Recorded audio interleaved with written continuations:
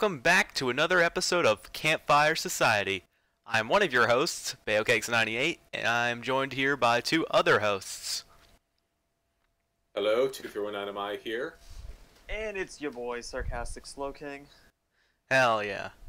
And today's episode of Campfire Society, we're going to talk about character cliches, character tropes, what have you in Total Pokemon Island shows. This one could get a little ranty. Oh hell yeah, it's going to get very ranty. Guaranteed. So we have made a list of all the different tropes that we thought of, and ones that annoy us and ones we have things to say about. Yeah, it's a pretty long list. But keep in mind, we've checked it twice. Keep in mind also, we can't cover everything, so we're just going to cover some of the major ones that, again, what we've listed. So there might be some cliches that we don't talk about in this video. That doesn't mean we don't acknowledge their existence. That just means, hey, we just didn't cover it. We might cover it a different day. Who knows? So with that being said, let's get started. Yeah, let's get started. All right. So the first archetype we have down here is the Owen archetype. So I think that one's pretty self-explanatory, based off the character Owen from Total Drama Island. Basically anyone who just walks around, kind of a slob, and eats a lot of food. A fat ass. Pretty much. This one, it depends. Like, if you do it well, it's fine. But, like, if you do it poorly, it's gonna be it's annoying. And that can kind of be said for, like, pretty much everything we're going to talk about. Oh, absolutely. Like, what we're going to talk about, like, all the things that, like, all the, I guess, archetypes, they're not, like, we're not saying never do this. Right. But rather, if you don't think that you could pull it off in, like, a new or, like, creative way, then maybe don't try it. But if you think you can, go for it. Like, because it's going to be all about, like, how you write it and what you do with it. Absolutely. I think this character can be done right in several ways. I think there should be some sort of good comic relief with this character. Again, most of the time they are the comic relief. But if it's legitimately funny, it's fine. But if it's not funny, but again, that's subjective. You could also have them, be different personality-wise. Maybe they're not this lovable tub of lard. What if they're? It doesn't really matter what their personality is.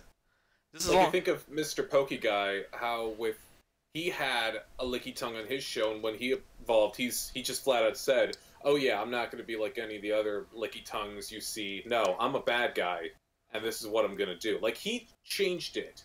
He brought something different to the table.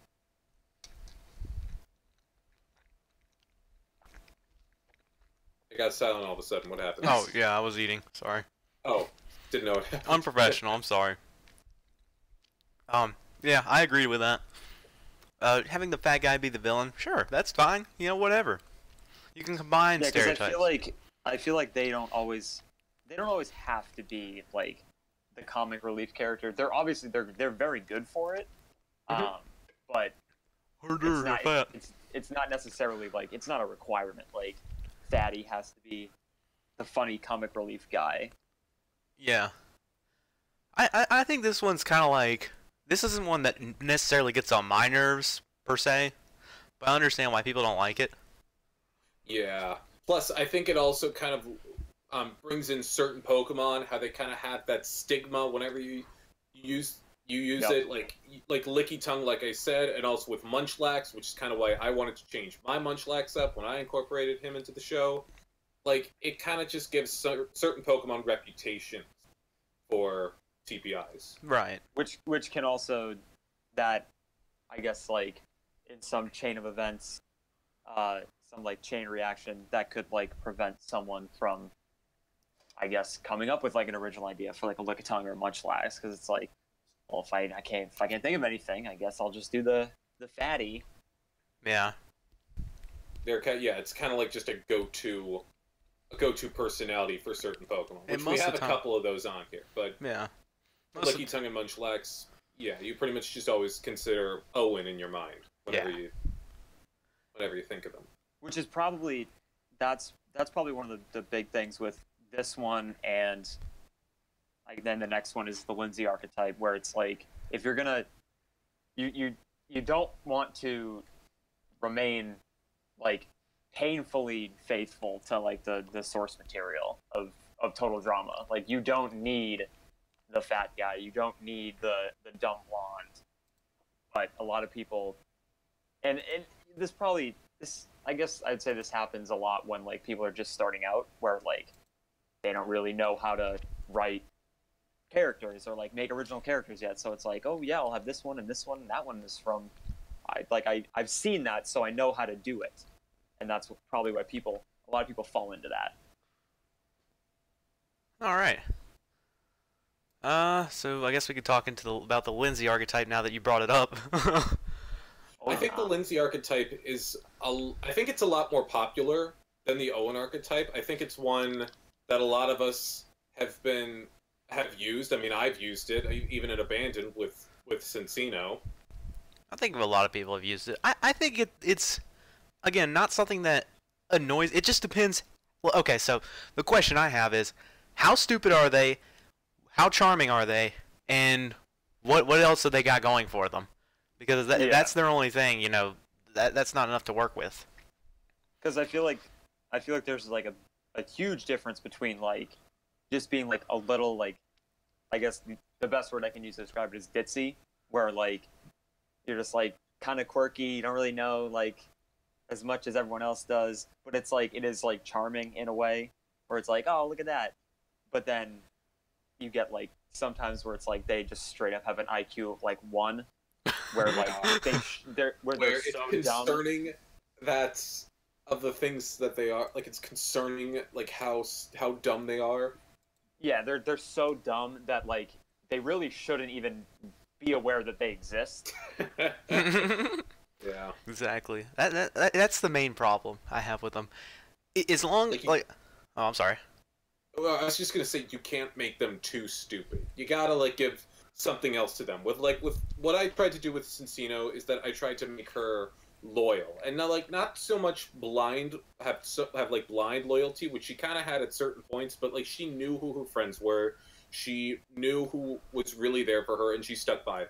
That's what I tried to do with Cincino, and that worked. Yeah, that's fine. Like I like the way you did Cincino.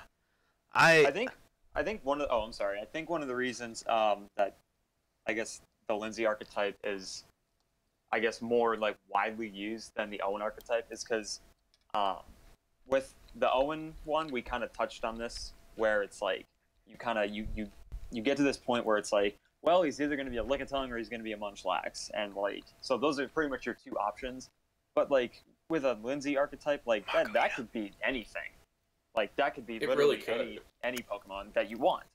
And so I feel like that's probably why it's more common, because you know, if you just have like a cast of 20 and then like there's 10 girls and then you don't know, all right, what am I going to do with this one? All right, I'll just make her the dumb blonde. Whereas if you don't have like a Munchlax or a Lickitung, you're probably not going to have a fat kid. Technically, you could make always like I don't know why more people haven't done Makuhita as the fat kid. Yeah, I was gonna say. I can see that. I was also thinking Trubbish. Yeah, could possibly work. Yeah, like you know, with Makuhita, I was like, who looks the most like Cartman? And I was like, Makuhita. I was like, they have the same face. Uncanny. Yeah, it really is. Like put a like literally someone Photoshop. I'm already picturing it in my head, and I can't not see it now. So, some of y'all who are good at spriting, make one of those, and I will be your best friend forever. Okay? Oh, boy. Someone's gonna make that. Please, I will actually use it. I'm not going to lie. Like, there's gonna be a snow episode. First, folks, see who could get a sprite featured in Bayo Cakes' show. That'll be the next challenge, is the cosplay challenge. Something like that. But yeah, in terms of the Lindsay archetype. Again, it's something, it depends on how you do it, it depends on, you know, if it's just completely generic, it depends on how stupid they are too, like, the stupidity, just keep it toned down. So next topic, Robot Porygon. Ooh. This is a bad one. This is one that a lot of people. This is probably one of the most, if not the most, done to death cliche. It's the most infamous. One of them. I don't know about the most. 5. Yeah, I'll say that. But it's one I think a lot of us are guilty of. I'm guilty of, for sure. So the first question I have for why do you have a robot on the show? If robots are not fucking they're not conscious. Like even in this fantasy world, they're not fucking they're only sentient to what they're programmed to fucking do. Yeah. They're not contestants. They can't have emotions. They can't have feelings. Period. It doesn't make sense why there would be one. And also, like, if there's a robot on the show, shouldn't it just win? Like, exactly. Shouldn't it just know everything that, like, I need to do this, and then I'll win? I don't think I've ever seen a Porygon win a TPI. I don't know it if never I've ever will. seen one get past merge. I don't think it ever will. But it's also, and I mean, in universe, that's probably because everyone else is like, yo, this literal robot is smarter than all of us, so maybe we should get rid of it. Yeah, pretty much. Right. Now, in terms, like the Porygon, it's less that I hate the character, it's more that it just doesn't make any sense. Even in the fantasy context. Right. In a reality... So I think I was saying this, I don't remember if I think you might have left for a second. I think I was saying this to Jake, that I'm binging Nikki's TPA right now. Pour one out for me. Yeah, you said this.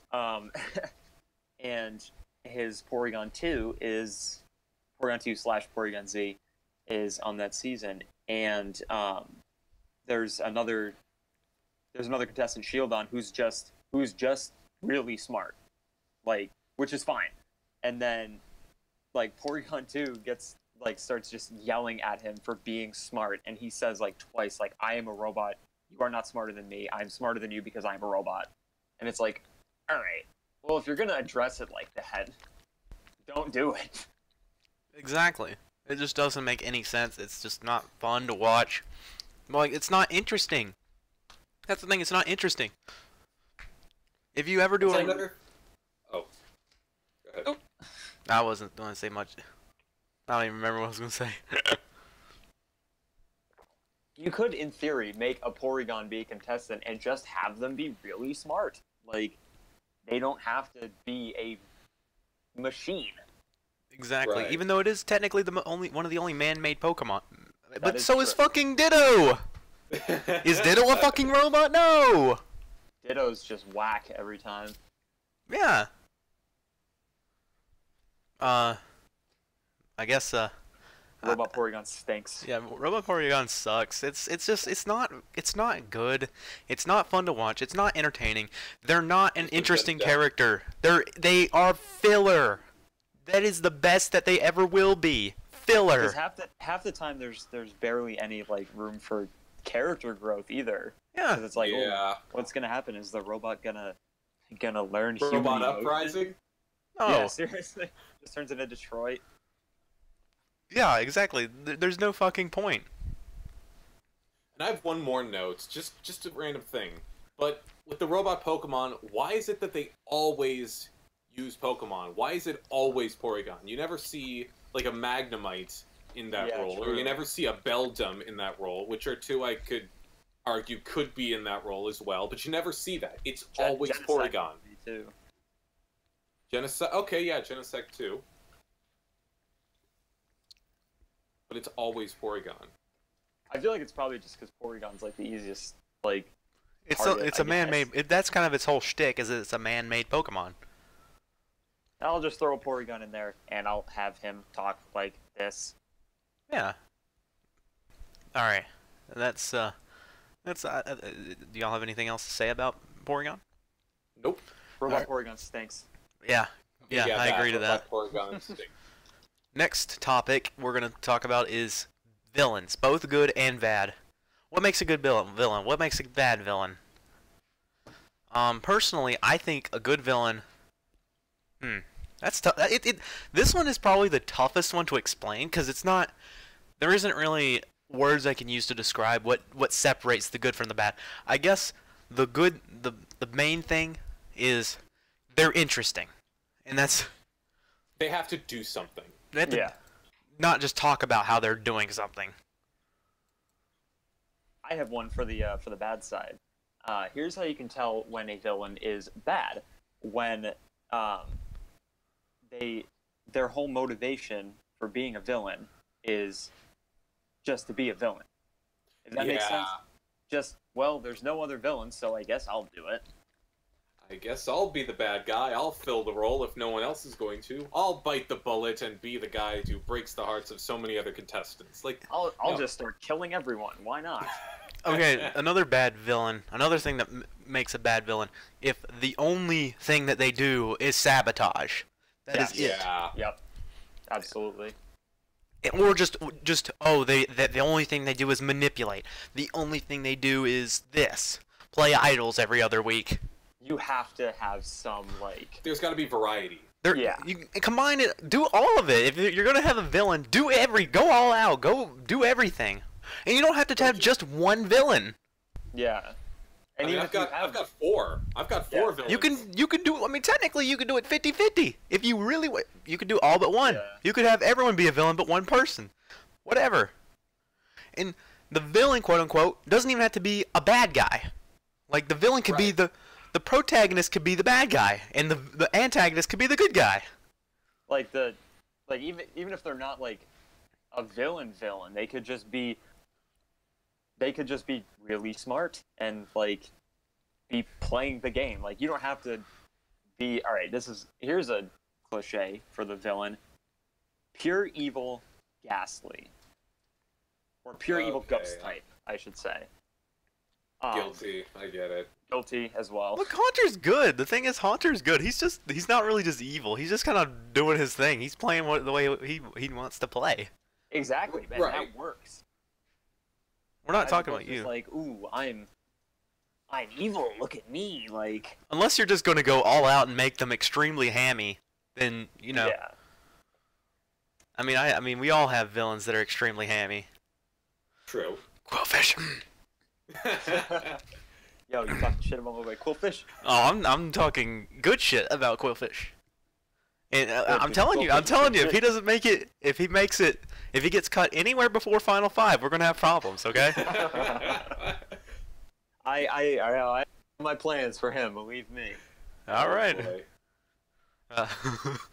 In terms of good villains, what makes a good villain, in my opinion, again, they're interesting. They combine a variety of different tactics. They adapt to their situation. They have allies that believe them, but that aren't just completely stupid. Mm-hmm. And in general, they're playing people. They're playing the game hard and dirty. And that's what makes a good villain. One Like that's they not actually put thought into their moves, and they're not just copying everything they see. Like they're thinking of their own. They're thinking of their own stuff. Yeah. They're thinking 2, 3, 5 steps ahead. Exactly. That's what makes a good villain. Rather than, I guess I'll sabotage him today. But Maybe I'll sabotage him tomorrow. one thing I will say about villains that kind of irks me is when they always get their way. Yeah. They need to have vulnerabilities too. Just like the good guys, they need to have their own vulnerabilities. They need to Absolutely. not just their downfall episode. No. Like Yep. plenty of other vulnerabilities. Like when you have like 7 episodes in a row where the main villain causes someone to go home. Exactly. That's annoying. That's when it gets excessive. It's predictable too. Right. It's like whoever gets sabotaged this episode, that's who's going home. Yep, exactly. What if it It's like, backfires? all right, who they going after today? What if? I mean, it's just one of those things. You gotta have your villain have flaws. Otherwise, they're no better than the nice girl Eevee, which we'll get to later. I think another thing that makes a really good villain is a really good. I guess I would use the word rival, like a really good like protag to be against the antagonist. Yes, I agree. Okay. If it's just like if they're just like causing chaos like everywhere on the show, and then nobody's doing anything about it. Nobody cares. It's like all right, well then like what am I who am I supposed to be rooting for here aside from the villain? Like, and you can have a villain that people would root for, but like they need to have that foil. They need to have their like their adversary. They're the one that foils their plan. Yes, that's good. That's good. Right. Yeah, I like that too. I mean, anything else y'all had to say about villains? I think we've said everything there is to say about villains. Just make the villains stand out. Add a surprise element to it. Yeah. It could be someone completely unexpected, but then the problem with what happened? Whoa! We'll get there. The problem with that is, but then again, the problem with that can cause a problem because people will just do the twist villain. You know how Disney started doing the twist villain thing, and they started doing that for every fucking movie. If you're gonna do a twist villain, you have to do it right. You have to do it right. You have to do it in a way where, all right, let's say in episode, God, I don't know. Let's say in episode 15, it's going to be revealed so-and-so has been the villain the whole time, right? You have to, but then, like, people have been going home as a result of this unknown villain for episodes and episodes. You have to write it in a way where it's not just completely random, pretty much. Like, don't have it be by episode 15. It's like, oh, all of a sudden, so-and-so is suddenly a villain. Like, they've suddenly revealed themselves. But like, what have they done before? Like, drop hints. Subtle things. Yeah. That's fine. And that also goes back to it's all in the writing. It's all how you, like, handle... It's not just about the villain reveal. It's about everything that came before it as well. Yeah. Right. Alright. I think that's enough about the villains, because we've probably been spent like 10 minutes. I'm sorry. All those things can also be said about, like, good and bad, like, heroes, I guess, too. Oh, we could do heroes. If that was another one, then we can do that whenever. Yeah. We can kind of scribble in that one. It's not on the list, but we can scribble it in. If you want to talk about that now. Yeah, let's just fit that in real quick. Alright, so in terms of hero, there's not really much to say. Like, okay, so the big thing I see in most shows when it comes to their hero, quote unquote, is that they're just so bland and so by the books. And it's like, yeah, they're not likable. They're just kind of, they're generic. That's the problem I see. They're just nice. Why are they nice? What humbled them? What made them so modest?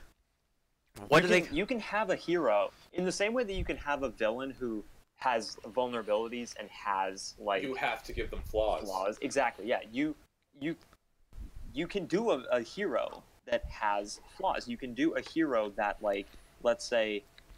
I'll use an example... I think it's a pretty good example. I'll use an example of my Giraffe Rig from Season 1. Giraffe Rig was a hero the entire season, but towards the end of the season, as it came like closer and closer to the finale, and during the finale challenge, she got like pretty cutthroat and like because she wanted to win. So it's like they don't have to just I'm goody two shoes. Like I'm gonna play by the rules until the very end. They're playing a fucking reality show. Absolutely. Exactly, yeah.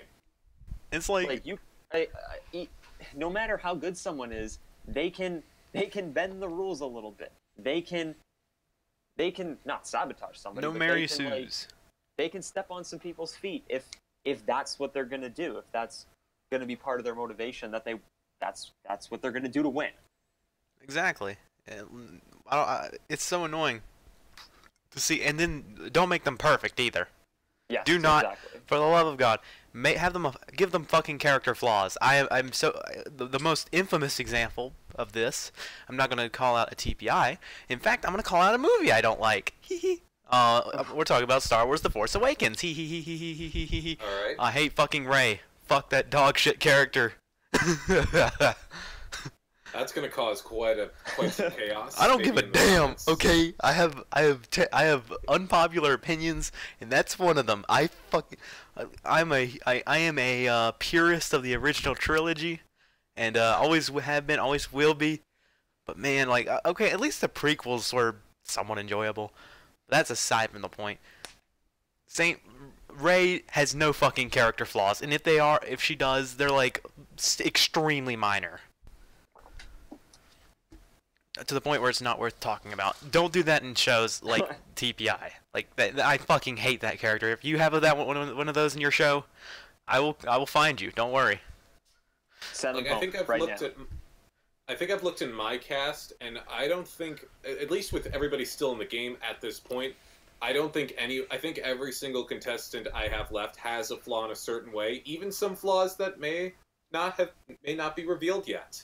But like, if there's some characters you're gonna think, oh, there's nothing wrong with them. Trust me, there probably is. And even then, like, and I've told you Yes, guys there this. probably is something wrong with Flappy.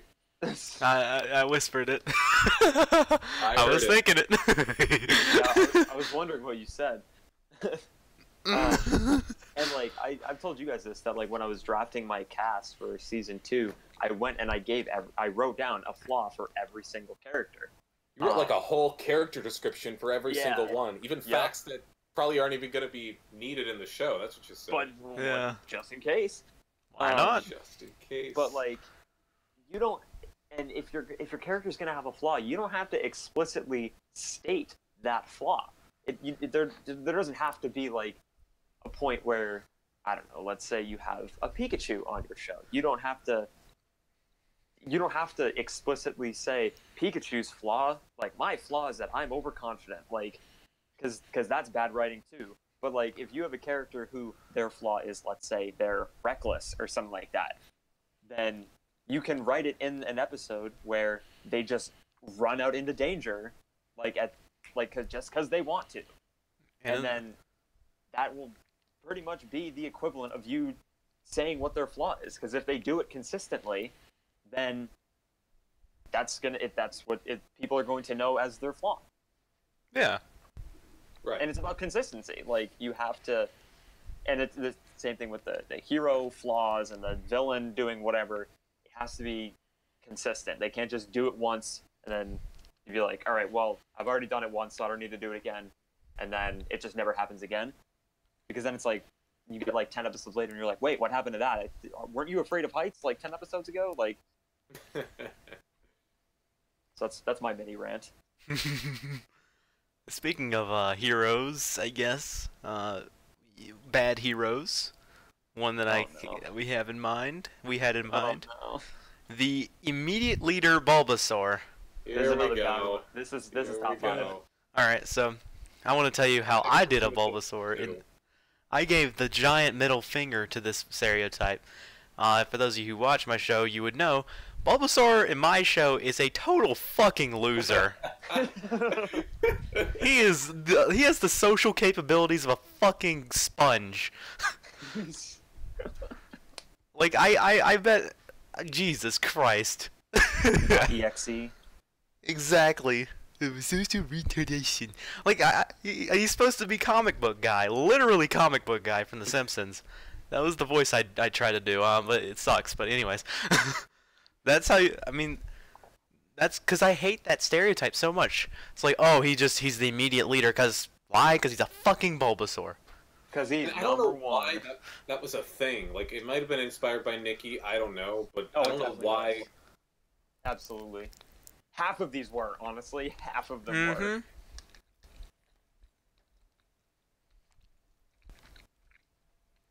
Yeah, Yeah, fair point.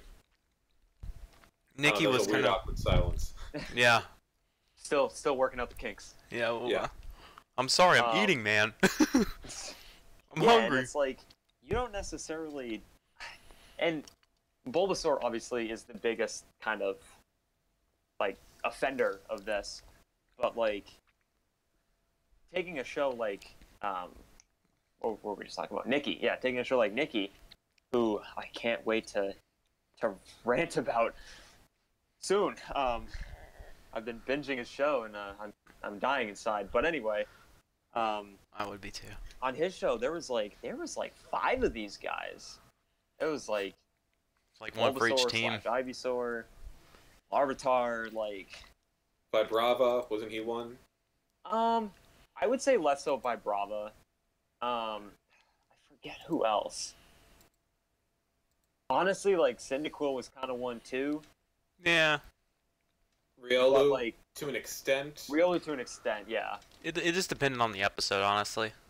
Yeah, Yeah. pretty much.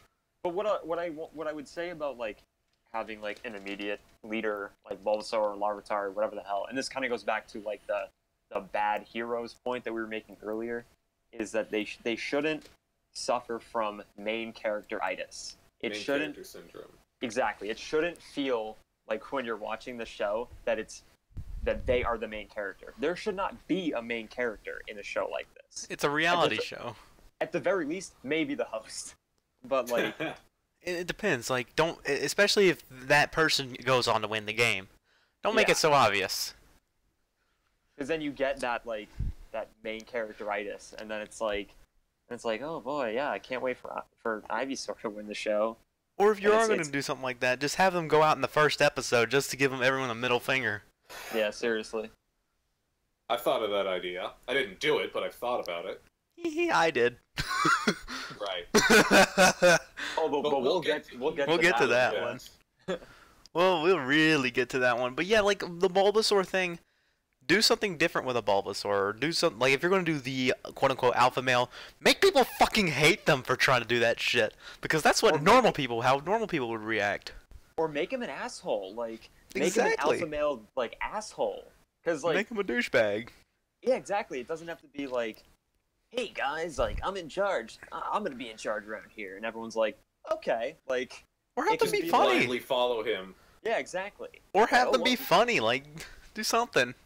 Yeah, like it shouldn't just be like, oh well, he said he's in charge, so I guess he's in charge. Yeah, Exactly. Like, ugh. I'm not a fan of that. Just because that also hurts the rest of your characters because it puts Bulbasaur on a pedestal above everyone else. oh yeah. Because they're the ones that are going, well, you know, he said he's in charge, so I guess. I mean, okay, if you're going to let a character like that do that, make it obvious that the other characters are like, yeah, let him crash and burn. Yeah, let him exactly. do everything. Make that clear. Make it to where they're like, okay, I don't care what goes down. If he fucks up, if he screws up, We lose, he's going home. out. Yeah, exactly. And then make him fuck up. Make it clear. I mean, that's fine. If you want to do that, that's fine. I don't think that's necessarily a problem. But make it, it has to make sense.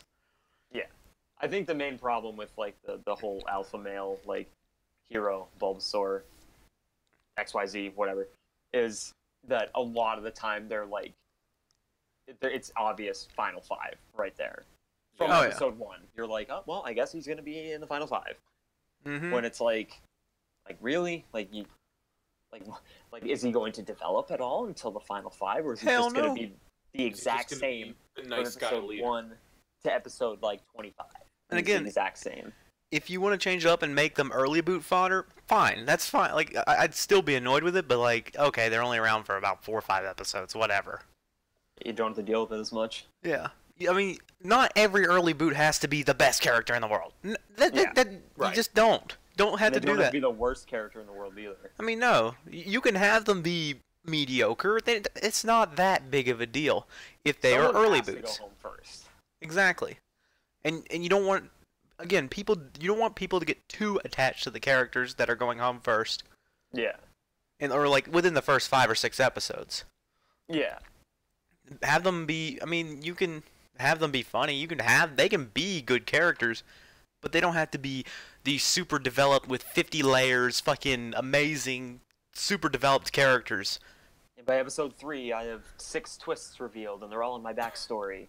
Yeah, exactly. Not everyone has to have this huge, in-depth backstory. Not every time. Again, especially if you have a bigger cast. I don't, but I know these two have bigger casts, and they can tell you that not every character was that in-depth. Oh, correct. Oh, right. Mm-hmm. It's hard, and we understand, but like, you know, if you want to bring them back for another season and develop them on them more, go for it. Go for the Justin route. And I guess we'll talk more about that in another topic. Let's see what else. I guess that's all I have to say about Bulbasaur and the alpha male stereotype. I think I'm good on that one too. Yeah, I think it's ready to move on. The next one says Licky Tongue, but we already covered him. Yeah. Next one is Punk Juvie Kid. Oh, Basically yeah. Duncan. Duncan.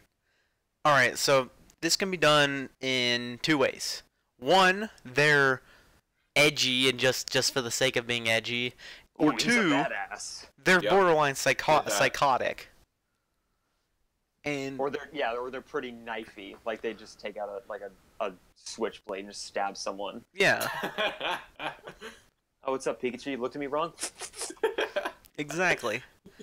That's the two ways There, it's now we don't always have to go done. to elimination. Already eliminated someone right now. I'll eliminate all of you right now. I'll fucking murder all of you. And like, I don't like that. Or well, I don't mind it as much as some of the other stereotypes we've already talked about, and some more we'll talk about later. But this one, it's like there's got to be more to them. Why are they troubled? Why are they like this? You know, like what happened to them? Well, who didn't hug them as a child? Who hurt Yeah. you? Who hurt them? Like exactly. I mean, who hurt you? Like if you're gonna have a character that spent like a large portion of their life in a detention facility, I want to know why. I want to know Exactly. who they killed. I don't want it to just be like, yeah, I've been in juvie. Okay. And then they Why? move on. Like I don't want it to be like that. I mean, if you okay, so if you want to leave it ambiguous, like drop hints. It doesn't have to be. You don't have to say blatantly what they did, but you can That's kind of how make it's it to done. where you can kind of guess. Yeah. Like, I've kind of dropped hint. Like, I didn't really... Because I had a character in my show kind of like this, Pucciana. Yeah. And he kind of did follow down kind of a very similar path, which is why I sent him home as early as I did. But I didn't really drop hints about what he did, but mostly just about... Actually, I did kind of drop hints about stuff he did, but mostly about the people in his life. Because I think in one episode he said, I once stabbed a man over a plate of french fries, or that guy's nuttier than my old cellmate, Crazy Carl. May he rest... I mean, yeah, this stuff like that. You can have jokes like that. Like you can have prison jokes. You can have if you want to go for it, go for the drop the soap joke. Yeah, seriously. They can be funny. Like they don't have to be just deadpan serious the whole time. Yeah, or they could have a dry sense. Again, dry sense of humors are really good if you know how to do it right. Yeah. And that's fine. So in terms of the punk juvie kid, it's not something that personally pisses me off a lot, but it's something that I can definitely see people not liking. So in terms of that, it's not done as bad. Like, cause the thing is, it's not that bad. It's not a terrible cliche, but it's one that is kind of annoying. I wouldn't say it's like horrifically overused like some of the other ones, but Oh yeah. It's noticeable. if it's excessive, then it can be like all right, we get it. You went to juvie. Ooh, Oh yeah. super scary. Yeah, like what the fuck did you do? Make it, or give them. Well, they don't have to have a soft side, but like give them something else besides just they're edgy. Maybe they're really stupid. Maybe they're. Or maybe they were framed or something. Like that can be a plot. Ooh, that's not a bad idea. Oh, do we know? Does everyone know what a plot is? Ooh, like. Maybe they're really nice and they were framed and like everyone just sees them as this big juvie kid, but they're like, I'm nice, I promise, I'm nice. And then they're just like, Yeah. oh, like, and like just by coincidences and accidents, they just like, they get framed for everything. Oh my god, that sounds like such a good idea for a character. Someone, you better use that or I will Oh cry. man, now I'm kicking myself that I didn't come up with that. That is a good idea. Exactly, like maybe they're not bad people, they just have bad luck. I don't know. If someone does that, we're credit breaking me. stereotypes right now. If someone does do that, credit me. Or else I'm suing you. Creative liberties. Oh yeah, This is my intellectual property. it's mine now. Trademarked it. All right. Patent pending. Are we good with Punk Juvie Kid? Yep. Yes. All right, the next one we have is Twinsies. Oh hell no. Gone. Nope. Nope. If you have one of these in your show, I skip the scene they're in. I legit fucking skip it. Guilty. I don't think I've ever used this one, but I've seen it. I've seen it done. They're good for early boots. That's the positive. Yeah, they're like third and fifth boot. Gone. Done with them. Yeah. I guess an argument could be made that I sort of used it for Duo, but not really. That was very unique, though. Okay, so, yeah, Duo made sense though. That I'm was talking the about opposite. the plus Sure. on mine, and I think this is more geared towards the plus on mine and stereotype. Guilty. Uh, the thing is, it's just that they're always like little kids, and they're always super annoying. They're Yeah. best friends in the whole wide world. There's a reason Sadie and Katie never appeared in a future season of Total Drama. They were dog shit Seriously. characters. They had nothing going for them outside of each other. Exactly. It's like, in my season 1, when I used the plus one of mine, and I was already, look at me, I was already super self-aware of the cliche I was using. And literally in episode 1, they get put on opposite teams. They're in the confessional. They're like, oh my god, how could they do this? How could they put us on opposite teams? We're the token twins of the show. And then they're like, wait, shouldn't we have seen that coming then? The thing is with Katie and Sadie, once Katie got eliminated, like Sadie didn't had 3 lines between Katie's boot episode and her own boot episode. 3 lines between the whole time frame. Like there's a reason for that, because they were If dog Sadie shit. had actually done something worthwhile in the game, that would have been amazing. And I would have, I think a good way, I know this wasn't staged, but I think of what happened in Survivor San Juan del Sur with Natalie and Nadia, where I watched them on Amazing Race, and on Amazing Race they were insufferable. Honestly, they were so annoying, and when I saw they were going to be on this season, I'm like, oh god, more of the same. But Nadia gets sent home really, really early, but then Natalie, she doesn't just cry over the fact that her sister's sent home. No, she gets up, dusts herself off, and plays this game, and she won. That's something I wouldn't mind seeing on a show, something done with the twins. I mean, I know that's not really something done differently, because that was something that really happened, but still, that's a different way to look at things. Right. As opposed to just third boot, fifth boot. Yeah. Absolutely.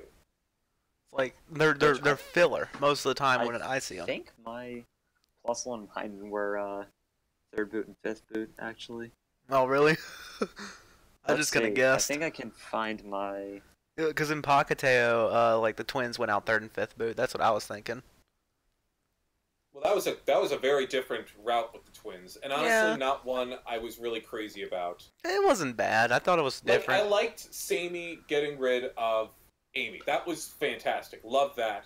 But I kind of wanted Sammy to do something else. I kind of wanted to see her grow. I wanted to see her make it farther. I don't think she I said a mentioned damn this- thing in episode 4. I'm sorry, what'd you say? I said I don't think she said a damn thing in the episode between. No, she did. Yeah. I remember she had a lot of lines. It was the challenge where they were all admitting stuff, or it was theirs Oh. or something. But she did stuff. I remember that. Oh, guys, I was wrong. What? Mine and Plusle were not episode 3 and 5. They were episode 2 and 4. Damn. Oh my god. You heard it here first. Slowking exposed. Got him. Jiltion can't believe the betrayal. Number Damn. 6 will shock you. Not clickbait. Not clickbait. Gone wrong. Gone. Top 10 list gone wrong. Gone wrong, gone bad, gone sexual. Whoa, spicy. Whoa. Things are getting a little spicy up in the Campfire Society living room. We're drunk, okay? We're drunk as shit. Don't mind us. Anything else to say about the twins? Because there's not really much to say. They're just kind of Not generic. really. This one isn't as common, admittedly, as some of the other ones, but it's still one It's that... because It's I so think it's common. 'cause- It's uncommon, but it's annoying. I think it's more uncommon because there's less combinations. that you could use. You could use Plusle and Minun, like Volbeat and Illumise, and then Easy. Oh yeah, I had twins. I forgot about that. Ever. Sorry, just checking facts. Oh yeah, I had both. What else? Fucking Peachy and Pichu. Oh no! Kill me. Burn them with fire. Literally, episode 17 of TPA was my I favorite. had to mute every time they came on screen. They split up. I think because Pichu was already gone, and I didn't have to hear Peachy almost that entire episode. And I noticed it at the end, and I was like, God, that was Refreshing. What a breath of fresh air. Random thing to interject with, something I've always thought about, because we never saw this. But if Peachy evolved, would they be known as Pikachu? Probably. So would he still something thought about? More cringy than fucking. Well, it could be. I mean, granted, it couldn't be much more cringier than fucking Peachy. Would he still be Peachy? Would he be Fucking- Pichichu? Like Or Raichi, if they... Like, that wasn't... oh no. I have a better nickname for him. Dog shit character-y. Okay, yeah, that wins. That wins. Dog Shitty 1 and Dog Shitty 2. Dog shitty. Tweedledee and Tweedledum. Tweedledum and Tweedle-idiot. What other characters could even be in there? That's the real question. Like, if I pulled up a list of every Pokemon... I mean, if Iggly and Buffy ever did it, but that's... Yeah, that's true. I thought of, like, Clefairy and Jigglypuff could be in that group, I think. Yeah, Because it also, like, it's... I guess it's kind of, like... It's kind of personal preference if you wanted to do, like, two of the same Pokemon, just, like, slightly different, or if you wanted to do two legit twin Pokemon. Like, or I guess you could do Nidoran female and Nidoran male or Yeah, something. that's possible. Like, you... I think Michael did both. Wait, no, Yeah. Michael did one. I think Michael did female. I thought both Just- of them were in there. No, it was just female. But like Nidoran female got eliminated very early on, so it was basically irrelevant. I think she was gone. Episode 5, maybe. Yeah, that sounds about right. Yeah. They just weren't. I had a couple Nidorans in my first TPI, and they are characters I do not want to ever think of again. Oh God. What character? That's the question. What character? They were just, I don't know. They were two gangsters. I had like a stereotypical gangster accent. It was not my finest moment. I think I remember that one. Like I worked with the characters, and I'm like, yeah, this is a mistake. I gotta get rid of them. Did you? Now. Were you the one who had both a Weedle and a Caterpie? No, that was Okay. I didn't use those. Okay. I remember someone did. I can't remember. Fuck, maybe I'm just thinking. I think that might have been Mr. Pokey Guy. It was either that or Michael. I don't know. Anyway, twinsies. Are we good? I'm good on twins. Yeah, me too. All right, the next one. It kind of goes back to villains, but not so much with villains. This is villain fodder. Basically, the evil henchmen or the henchwomen with no development. I'm guilty of this one. Very guilty of this one. My first couple, yes. I'm very guilty of this. My very first show, I had like a whole fucking squad. There's like 4 of them. Or 3 of them, excuse me. Well, there was like a duo, and then like they had their 2 henchmen. And then or 3, but like one of them was kicked out pretty early. Because they were fucking stupid.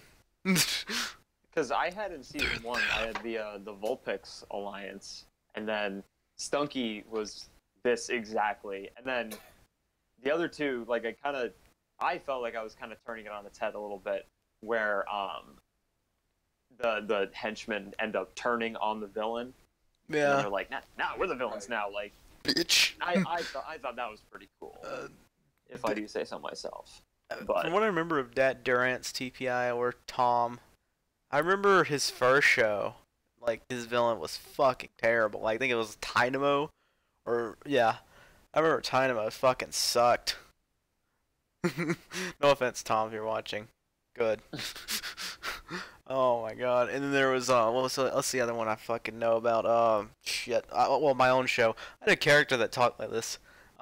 They talk like this the entire time. Oh. You mean the entire evil alliance in Nikki's show before they were revealed, even though it was still super obvious? Oh my god. Oh right. Evil Alliance. Like you're not fooling anyone. No, everyone knows who you are. Fucking evil alliance, Jesus. I mean, like, in general, like, when it comes to villain fodder, it's like, make them good. If they have a villain has a close ally, make them good. Like, make them funny. Make them their own character. Like, fuck. Like you can have like an evil alliance that like people have like different roles. Like you could have like the kind of dumb, like goofy but funny like henchman. You can have like the big bruiser henchman. Like that was kind of how it was with like Steelix, like Onyx/Steelix. And then you could have like the main villain who's like, "Ooh, I'm evil." That's a bad thing for a villain to say. Druddigan, Quillfish, and Patra, anyone? Someone like they bust in like, "Ooh, I'm evil."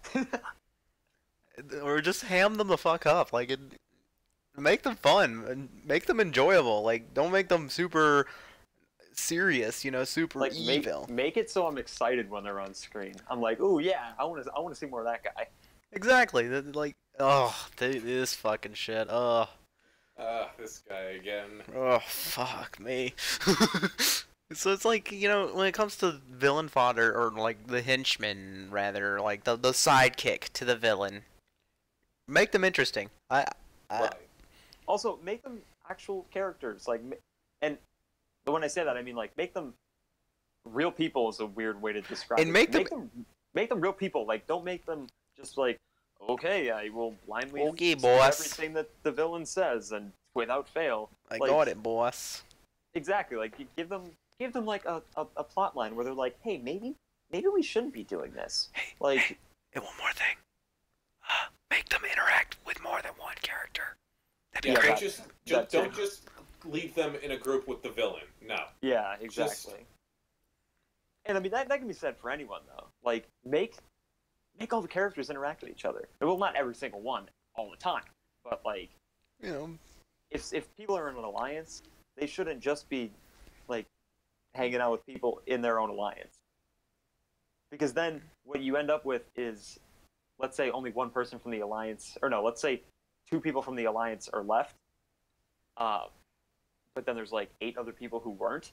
Then it's like, oh, well, they haven't interacted with those 8 other people the entire season, so like, exactly. Like, what the hell? They're fucking gone. I don't know. That's just the way I feel about it. In terms of villain fodder is stinky. very Don't do stinky. it. Well, I mean, do it, but like, make them interesting. Give them personality. If you're going to do it, give them do a it right. plot outside of the villain. This is to summarize this video. If you're going to do it right. yeah, exactly. Don't fuck it up. All right, the next one. That's the best advice ever. Don't fuck it up. Yeah, don't fuck it up. Don't fuck it up. You were saying?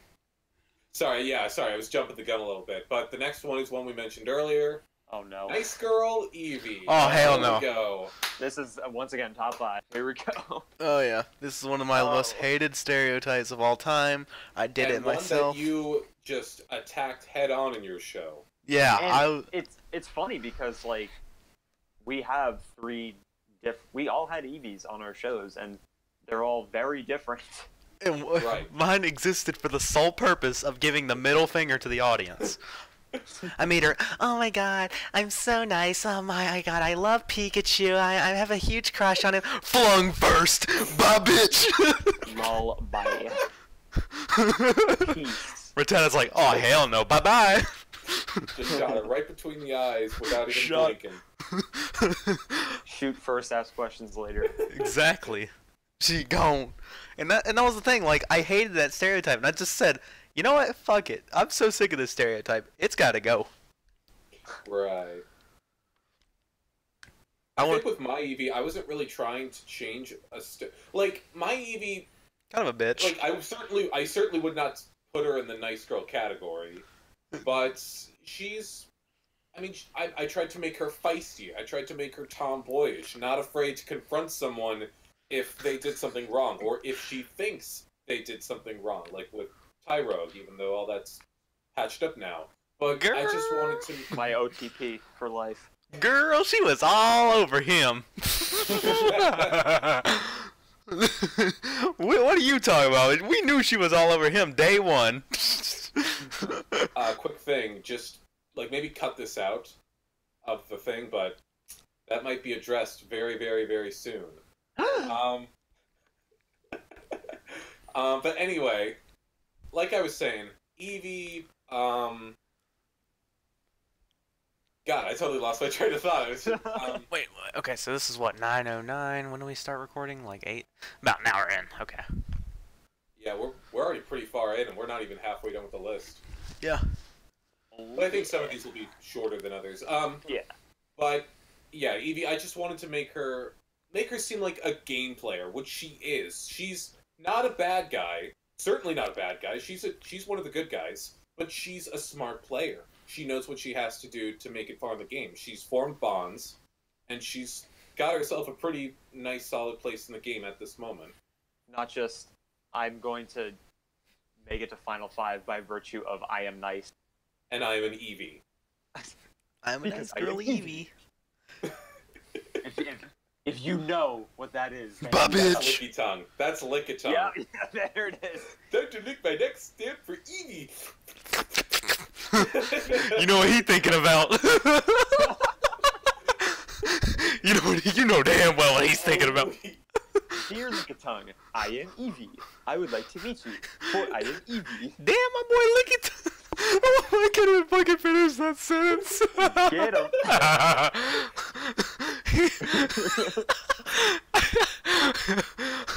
He like good pussy. Where do you think Fatini came from, dude? Oh. Ooh. Spicy. We discussed this. We went from PG to we went from PG-13 to R-rated in like 3 seconds. Anyway. That's okay, we're wasted. So Matt, your Eevee is very different as well. Oh yes, my Eevee, that's right. So, yeah, my Eevee, I really wanted her to... First of all, my Eevee was the first character I came up with for the entirety of Season 2. I knew I wanted to have a shiny Eevee on my show. And I really wanted to, like, kind of flip the stereotype on its head. She was originally going to be a villain. Alright. Yeah, I got that vibe at the start. Yeah, but not in the sense of the evil villain, but like in the sense of like, I'm just like a bad bitch and I will literally step on any of you because I want to win. And then I kind of just like changed it ever so slightly to just that she's a good guy now. She's still pretty much exactly the same. Like my Eevee is a bad bitch, and like doesn't care who you are. HBIC. Exactly. Head bitch in charge. And so, it'll be revealed in I don't know when, even though yeah I did. But eventually it will be revealed why she is like that, and that is something that when I came up with that, I was like, okay, that's perfect for a reason why she's like this, why she doesn't care who you are, she's not messing around, nobody fucks with her, like the way when Drudagon came back, I didn't originally anticipate him and Eevee to have so many interactions, but then I did it in that episode, and I was like, wait a minute, that's good, like that brings her character up a lot. Because she doesn't give a shit, like who he is, how big he is, how tough he is. Like, It's crazy, you bitch.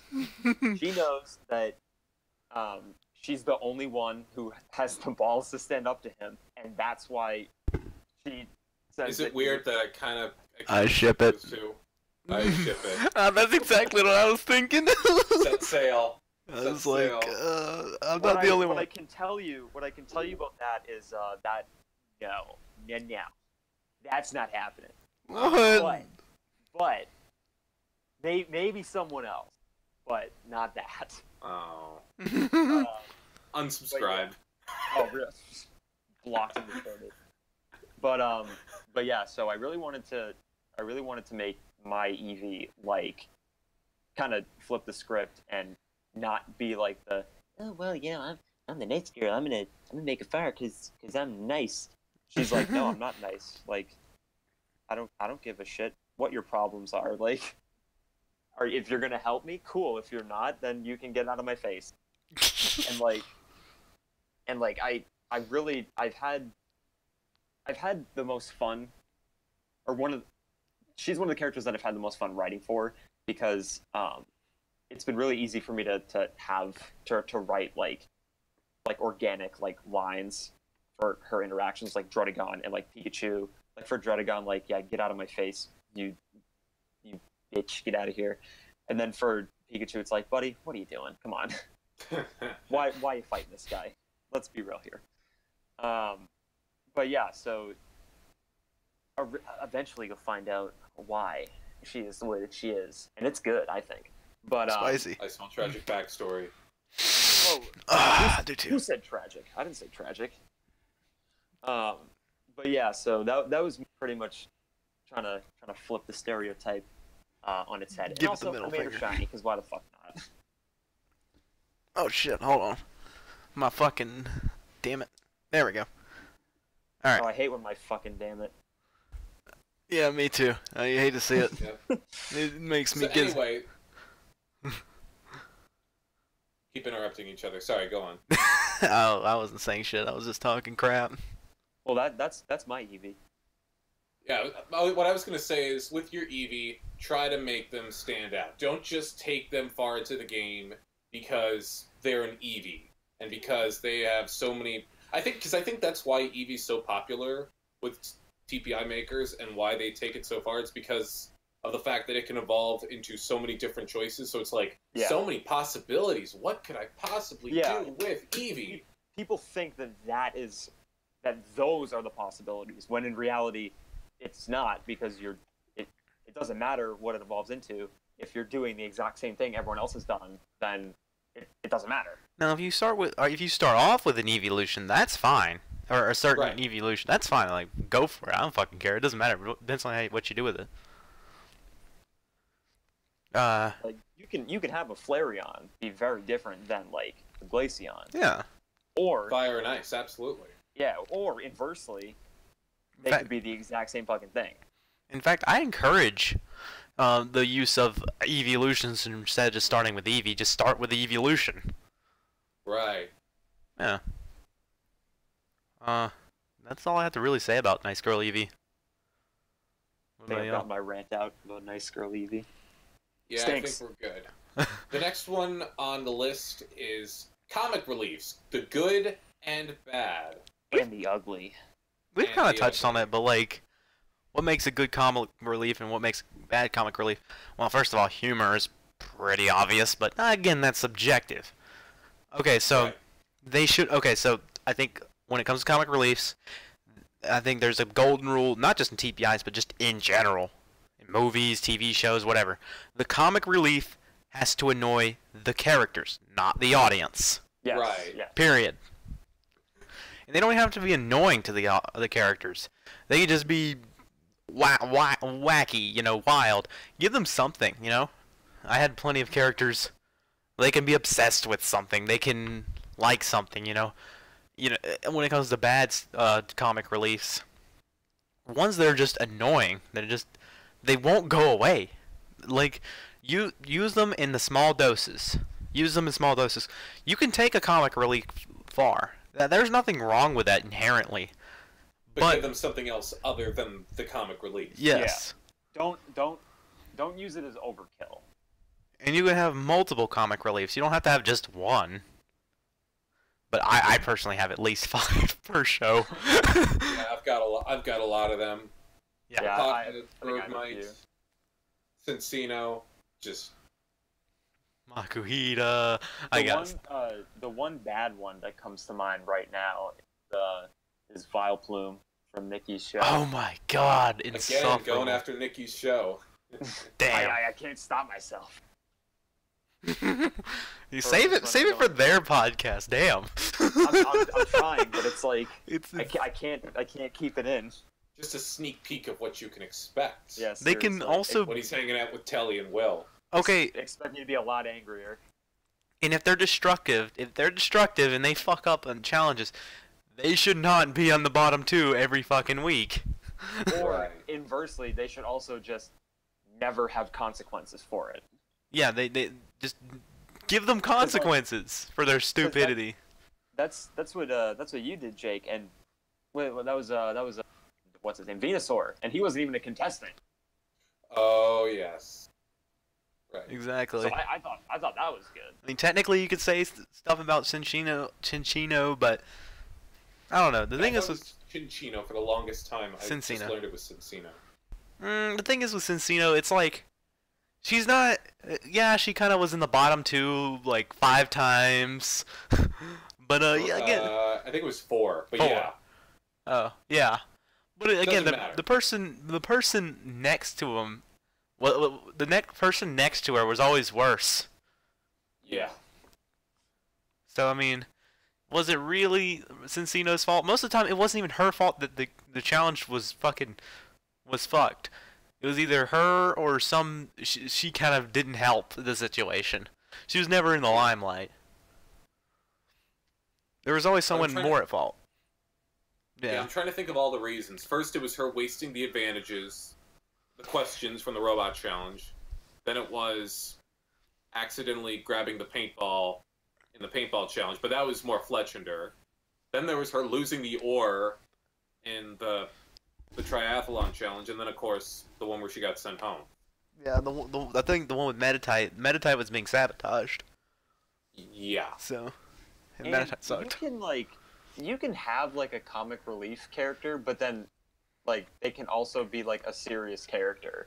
Yeah, Like they can be integral to like other plots. Like Heracross and Gibble are in my show are comic relief like a lot of the time, and like Torracat too, and like my boy, everyone's boy, Bidoof, big comic relief character, but half the time he's like integral to things. My favorite comic relief that I did, I had a Whooper, and he was always obsessed with peanuts, and that was, I don't know, I found it whole. Nuts? No, he didn't like all nuts. He was afraid of cashews. No, in the fear challenge, he was like, cashews. And Oh, and that's where he shit his that's where pants. That's where the Quagsires came from with the peanuts, Yeah. right? Yeah. That was my favorite character from Game On, and it wasn't close. Like Whooper, if I could bring him back, I would. Hint. Maybe he'll come back. Not in season 3. We'll see after that. But yeah, comic relief characters that I've enjoyed. A lot of them are good. There's only a few I found annoying. Cause most of the time comic reliefs, you can't really go too wrong with them. Most people haven't. It's just... Because you just have to be funny. Yeah. It just depends on your sense of humor. And also, don't make it feel like you're trying way too hard to be funny. Yeah.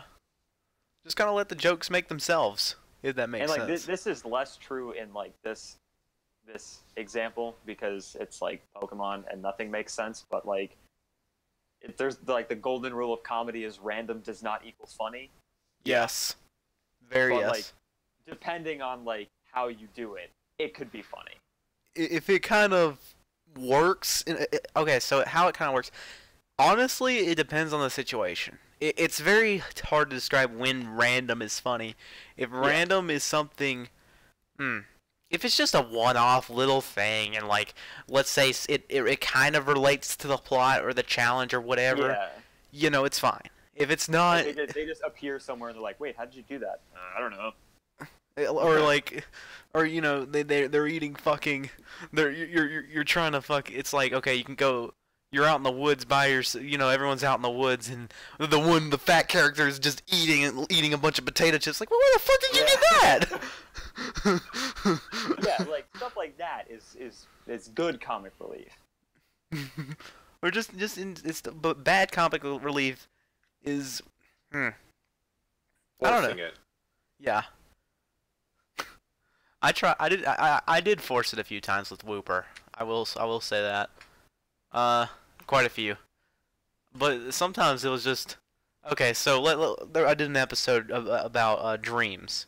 Like it was based on the game LSD Dream Emulator. And basically he had a hallucination in his dream where they were trying to steal his peanuts, and like it was stupid, but like it's his trippy ass dream. What do you expect? Yeah. That's fine. Like go in cases like that, go for it, go all out. But yeah, that's all I really had to say about comic relief characters. Most people get it right, but there is most of the time it's done well. It's just there's that one in a blue moon that's like, yeah, kill me. If when I see the comic relief, or when I see who is supposed to be the comic relief, if I just exhale super loud every time they're on screen, that's probably a bad thing. Yeah. Or if my reaction to them being on screen is, ugh. This again. Ugh. Vileplume. Ugh. And again, this is just when it comes to comic reliefs, this is just our opinion on it, because again, humor is very subjective, and yeah, Absolutely. You can't really. That's the thing with humor. It's very, very, very, very, very, very, very subjective. Not everyone finds the same things funny. So there's that. So that's really all I can say about comic reliefs. All right. The next one. Oh boy. Oh God, here we go. The Character Blackmail storyline, especially. Okay. Basically, just Blackmail in general. Yeah. Okay, so the plotline that really annoys me, it's like, okay, this character's in the closet, but someone finds out, and then they're getting blackmailed. That's the fucking plotline I hate. Yeah. I fucking hate that shit every time it comes up. I'm like, who the... it's not 2001 anymore. It's fucking 2019. Like, come on. What would be funny is if they did the whole, like, blackmail storyline, and then they eventually do tell somebody, yo, so-and-so's gay, and they're like, oh, okay. And? Exactly. They could do that. Okay. Or it's like they said, and it's like, well, duh. Well, yeah, it was obvious. We knew that. I kind of knew from day one. You think we're stupid? Like... Yeah, I mean, I could see that being funny. Like, you could play that up for a joke. I guess, yeah, in terms of, like, the gay character, like, oh, that's their one signature note. Alright, well, we'll get to one-note characters soon, but it's one that annoys me, too. There's a lot of one-note characters that just fucking annoy me. This is one of them. Just that plotline in general, it just specifically annoys me. His character trait is gay. Yeah. Wow. That's it. Well, damn. Wait, so what else about him? No, he's gay. What? Yeah, but like what else? That's it. Gay. They like other.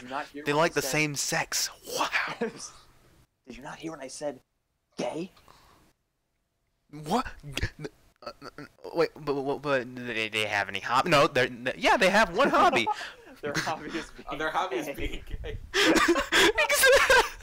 Exactly, like that. Give us something else. Be fun. Like in flamboyant. Being flamboyant is not a fucking personality. Well, like I guess it is, but like it's so generic. It's so painful. Ugh. I mean, like with Pansear. The thing is with Pansear was his thing was that he was a big mouth. He couldn't keep a secret. Girl. Absolutely. He gossiped, and that was his character. That's fine. But his tag was the flamboyant talker. I'm not gonna lie. I kind of forgot he was gay for a second. Yeah, exactly. Like it's just the fact that he's a loudmouth. That's his character. He's a loudmouth, and he can't keep a secret to fucking save his life. What is that? Oh, look at that. Look at that gay right there. Exactly. It's like, oh, Pansear, why'd you tell him all our secrets? It's not a fucking personality. Being a loudmouth and a little flamboyant with a touch of being what is that? What is another word for big mouth? A gossip? I don't know. A gossip, talker. I'm trying to think of someone who spills all the secrets. I don't know. Spills all the beans. I don't know if anyone knows. Cans Like of I beans everywhere. just saw a joke on SNL. It's like, this is why I don't work at Chipotle, because I spill all the beans. Chipotle. Chipotle sucks. Moe's is better. Get fucked. Let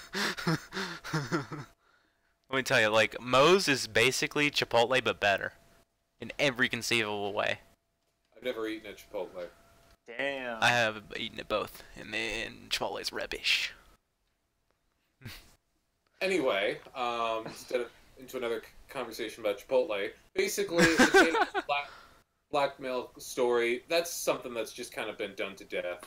And like, a lot of the time, it can come off as like in bad taste too. Yeah. Oh, yeah. We're not trying to get political here, okay? We promise.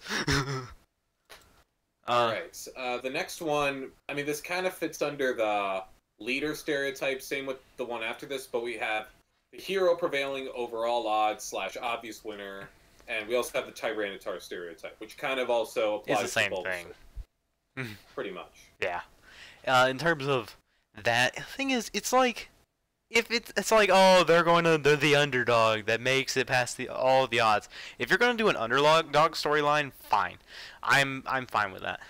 But do it right. Don't make it obvious. Make it to where it's like, okay, you know, they're an underdog, but that's because they've kind of dealt with bullshit the entire game. They haven't been on top. They've been playing from the bottom.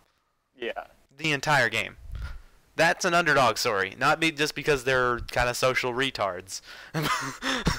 And also, if you're gonna do an underdog story, like, make them lose. Like they don't have to win every single time just because they're the underdog. Like make there be some stakes. Like, they're not an underdog if they win all the time.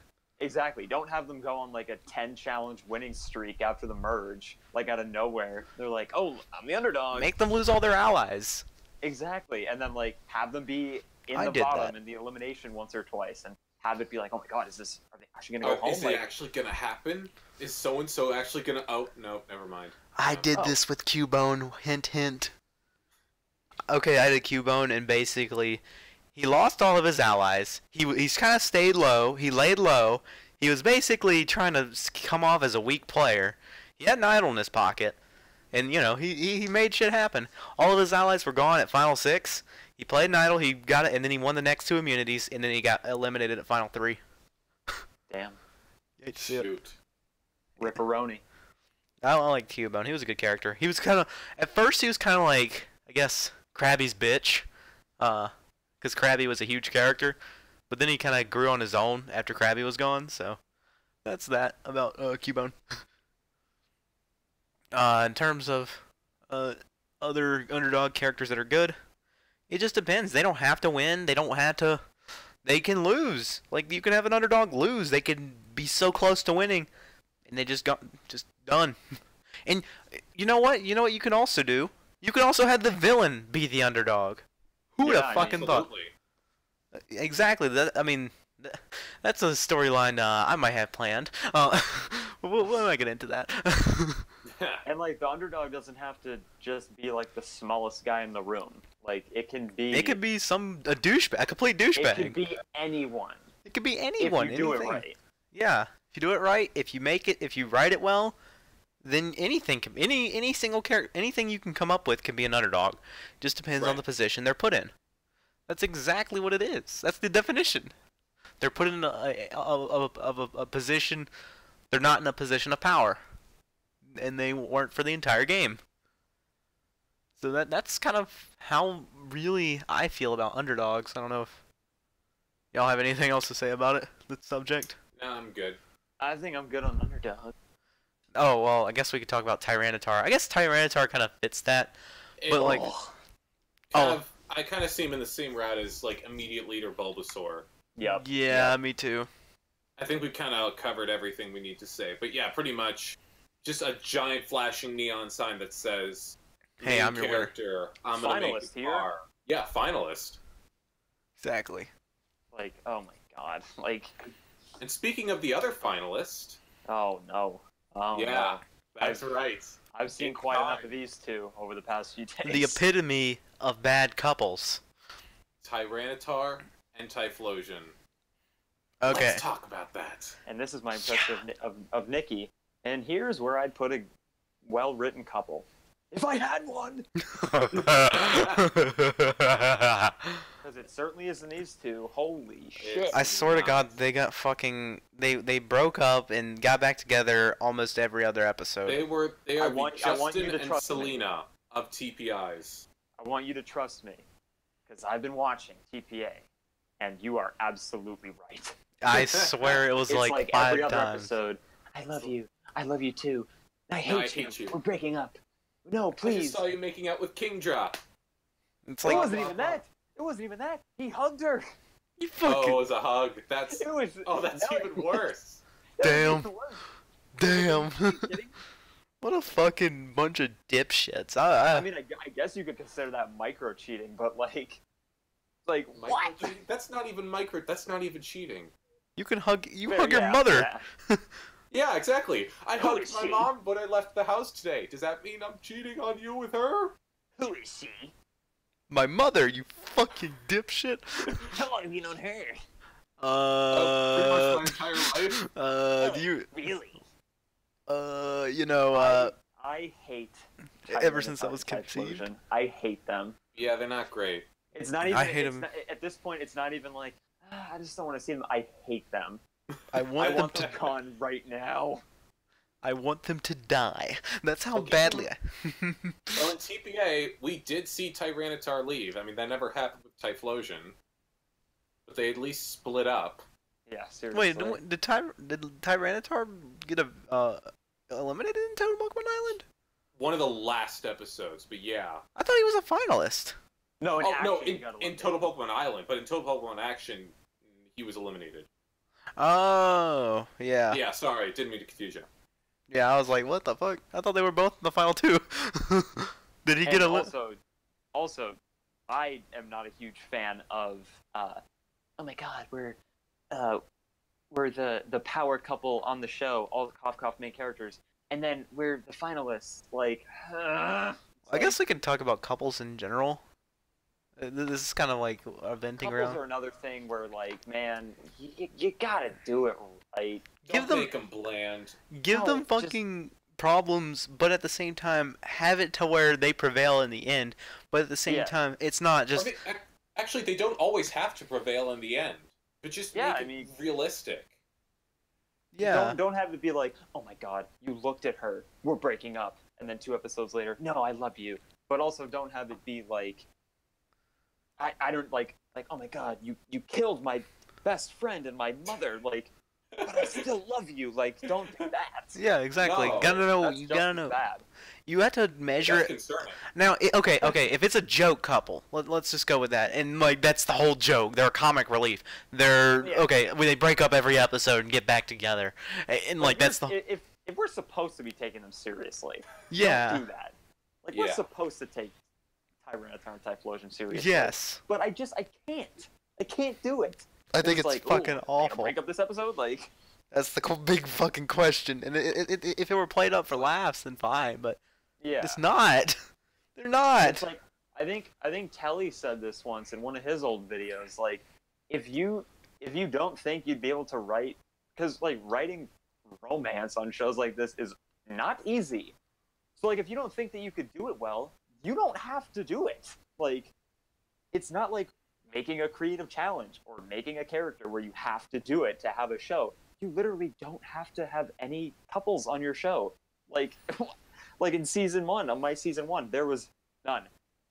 Absolutely none until the last episode. I think I had one, and it was in Back to the Past. It was very minor, and like lasted 4 episodes. That's it. Other than that, there weren't any like showmances. It was mostly just everyone out for themselves. There were alliances, sure, but it was mostly I people. mean, I've got a lot of couples on my show, but they at least serve a purpose, Yeah. right. story-wise. And I want to jump into, like, I know we're skipping one on the list, but I think it ties into this one pretty well. But another cliche we've noticed, where everyone on the show is shipped with everyone. Like, Oh, the yes. season I ends, was gonna say that, yeah. and it's like the last 5 minutes of Grease, where it's like the whole gang's together. No. It's like, no, that's not how fucking life works, man. Like, Not everyone's gonna get somebody's gonna get the short end of the stick when it comes to that kind of stuff. like I And want not to pull everyone up goes together just like the, fucking the puzzle. screenshot of Nikki's TPA. I'm gonna rag on you again, Nikki. I gotta roast you. Like, I don't think Nikki's watching this. well, you know, he can suck me off. Good. All right, let's see. Get in line, bitch. But I remember there's a lot of couples. There's 104 days of summer vacation. I can't get that song out of my head now because it's the intro song. Anyway, all right, yeah. So these are all the couples that I can identify just from right here that I remember off the top of my head. Typhlosion and Tyranitar, obviously. Obvious. Grovyle and Credilli. Fucking Lucario and Dragonite. Were they a Dragonite, couple? rather. I mean, they had. Kind of, sort of, not really.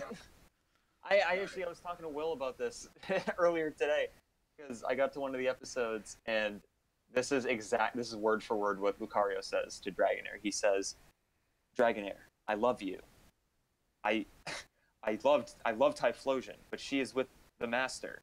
But I love you." Like, well, that doesn't make sense. What the fuck? It's like, You gotta pick it's one. like, Bitch. it's like, look, girl, I love you. I mean, I love someone else too, but they're a little busy with someone else. So It's like the two. I mean, once they're broken up, I may look into that. But until then, I mean, I love you. Yeah, once they broke up, I'll swoop right in. But like, it's like the dude with the guitar. I love you, bitch. I'm gonna stop loving you.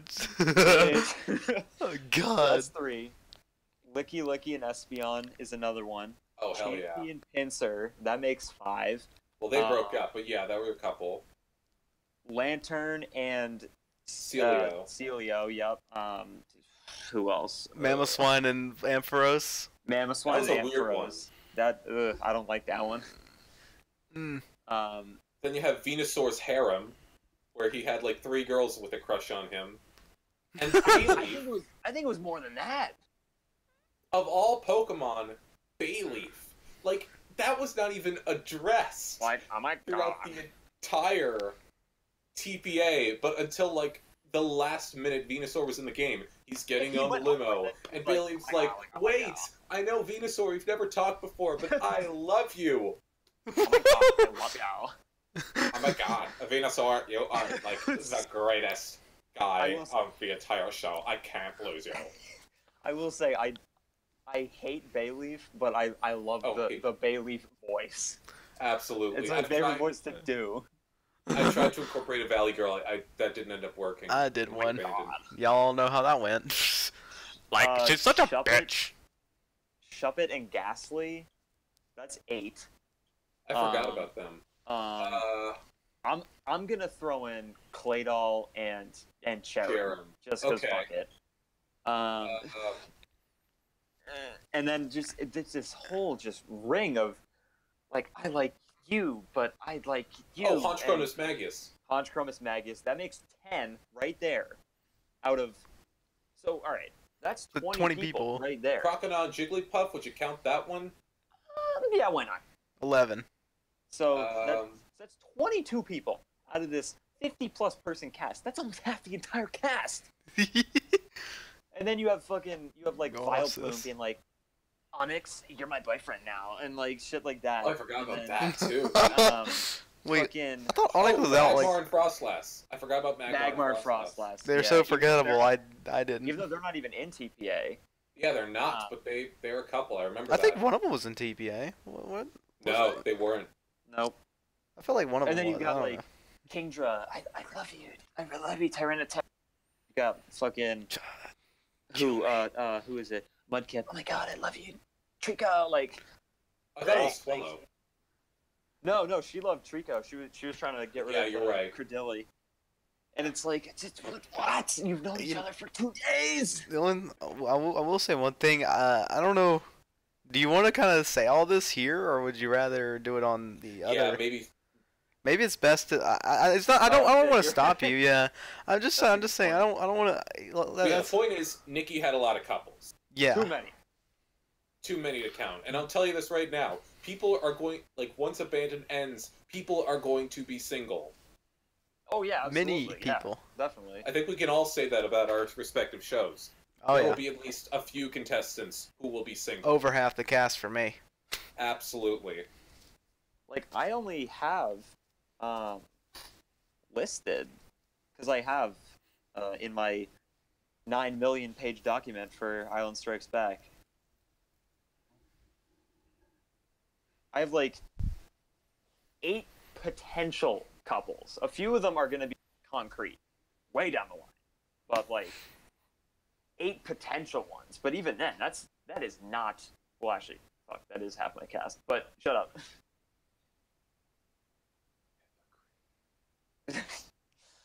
I'm done talking about couples now.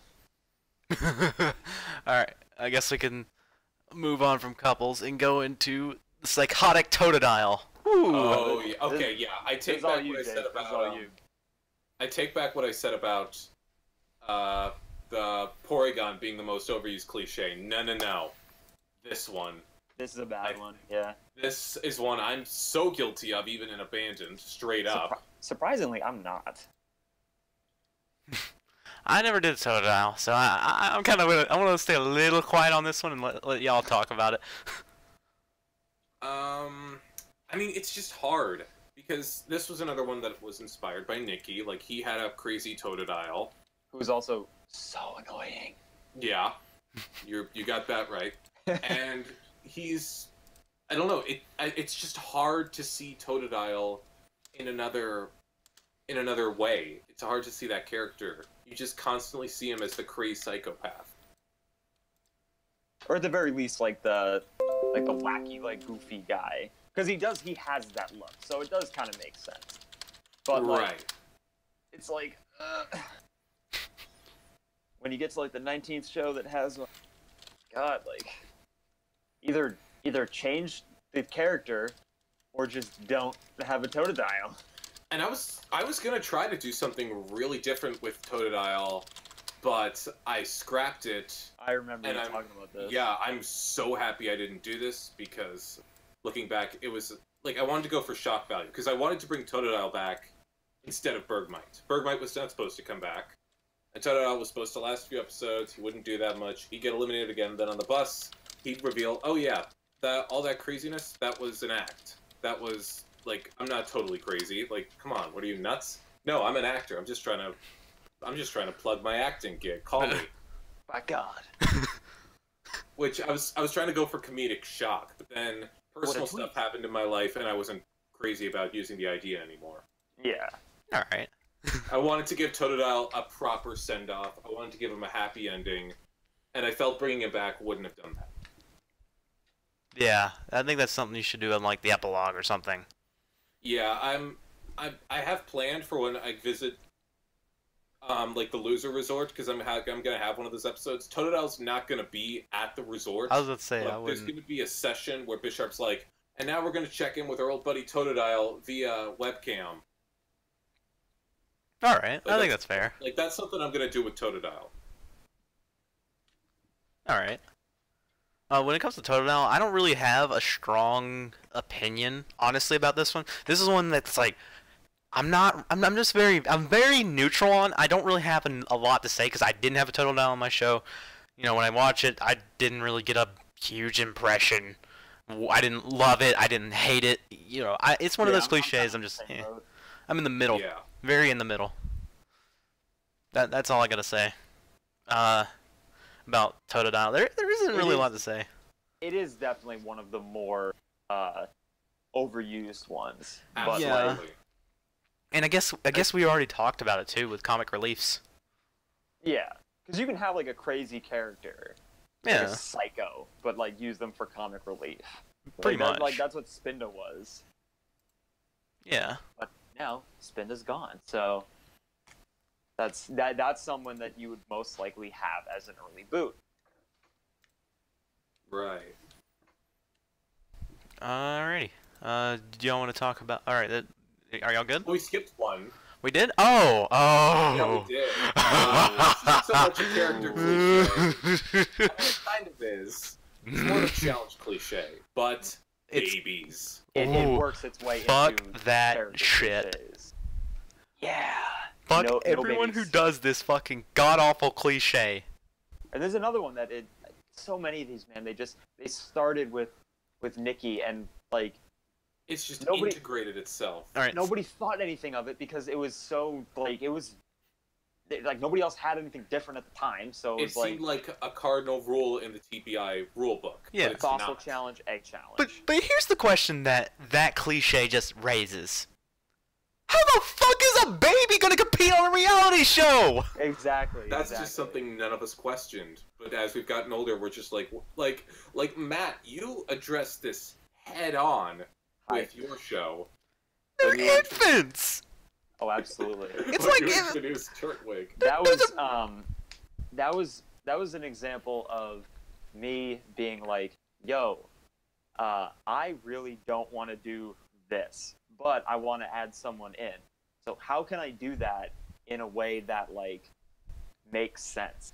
And so I was like, well, I could do like an egg challenge, and I like slapped myself. I was like, wait, don't do that. You're better than that. Like, because the thing about the egg challenge is that like it's so contrived that like, okay, everyone, especially in the old shows where it wasn't even a challenge. It was just, all right, so take this egg, hold it for a few seconds, and then pass it to the next person. And then once you get all the way around, someone's going to win, and then your egg is going to hatch and join your team. It's like, okay, but like, why? Like, what's the point? Like, and the same thing with the fossil challenge, too. But the fossil challenge, you can kind of work around that because, like, I think Bayo said this at one point, not tonight, but a while ago, that like you could have like a fossil come back to life, and like it could already be a character, Yeah. and because like it was already alive at some point. Okay, but that also raises another question. They become from prehistoric times. They don't understand. That could be a whole plot line. Exactly. I said this, like if you just brought back a Cranidos, it's like, hi Cranidos, he's just like, ugh, and then he just starts beating the crap out of. It's like that episode of Billy and Mandy where fucking Fred Flintstone is just it's thawed out, and then he just fucking smashes everything. Exactly, but like even like that's something that you could do like right off the bat. But like with an egg challenge, it makes even less sense. 'Cause Exactly. It's like, all right, so we're literally just gonna throw infants at you, and does anybody take care of them? No. Like, they're just like, they can already talk. Like, they can already. And they evolve rather quickly. Yeah, absolutely. Yeah. Like, and then they're already like they're dating, and it's like. Yeah, this is the most disturbing part about the baby twists, and you can see it in Nikki's show, and I've seen it in a couple other places. But it's if the baby Pokemon develops feelings or enters a relationship with someone who's been in the game since day one, i.e., not a baby Pokemon, like Lucario having a crush on Typhlosion. Like, that is so disturbing. I had a baby Pokemon on my show, and let me tell you, they weren't. The thing was, what I did, they weren't an actual contestant. And you're like, oh fuck, oh shit, I didn't think this would actually happen. Cause okay, so one of the most notorious scenes from my first show, was that two of the characters actually did it and laid an egg. I think a couple other shows have done that. All right, hold on a second. My audio cut out, and now I don't even know what's going on. One of the most infamous scenes from my first show was, Butterfree and Dustox did it, and yeah, Butterfree laid an egg. Yeah. And I kind of played it up for laughs a little bit. And I was like, okay. So one of the jokes I made that I thought it was funny at the time. I was like 16. So it's like, all right, we gotta find out if this Wurmple is a boy or a girl. It's like, let me find out. He literally just whips out a phone. It's like, it's a boy. It's a girl. It's like, okay, why is it a girl? And he's like, it's not. They're not browsing porn.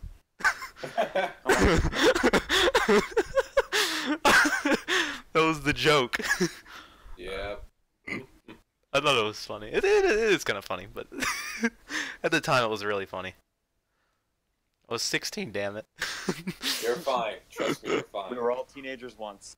Exactly. Oh, yeah. We've all done some questionable stuff and thought of some questionable ideas. Exactly. See? We get it. Terms of the baby cliche, it's a dog shit cliche. Doesn't make any fucking sense. And in general, it's stupid as hell. Okay, Yeah. okay, I will say Michael kind of explained. I think he explained it with something like that they were reincarnated and like they kind of remembered shit from their past life. Ooh, I don't know about this. And that would be Do you remember- storyline there. Do you remember that, like... Not vividly, but I think I remember it vaguely. I do too. I could have sworn it was something about, like, he brought in the idea of, like, reincarnation. Post in the comments, y'all, if y'all remember this. But I think he had, like, some sort of... He incorporated reincarnation into it. And that's why Dragonair, on his show, was, like, the way she was. How she kind of was not a fucking infant.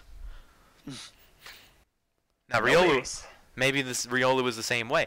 Again, that would make... I mean, I guess it's a stretch, but sure, go for it.